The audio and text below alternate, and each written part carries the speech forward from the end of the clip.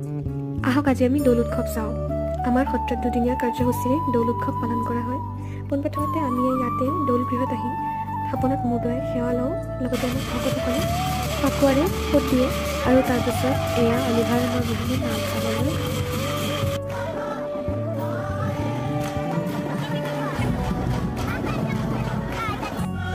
তাৰে পিছতে এয়া ভকতসকলে প্ৰসংগ কৰি আছে। আৰু এইজন কোন জানে? এইজন হৈছে মোৰ ভাগিন, মোৰ বাইদেউৰ ল'ৰা। তাক যে সত্ৰতে লগ পালোঁ, তাক মই বহুত বেছি মৰম কৰোঁ। তাৰে পিছত আমি গ'লোঁ ভাত খাবলৈ, কিয়নো আমাৰ বহুত ভোক লাগিছিলে। এয়া আমাৰ বৰবিষ্ণুনাথ সত্ৰীয় সাংস্কৃতিক বিদ্যালয়ৰ ছাত্ৰীসকলে সত্ৰীয়া নৃত্য পৰিৱেশন কৰিছে চাব। আৰু এয়া ভাইটিয়ে পিছফালৰ পৰা আহি ওলাইছে।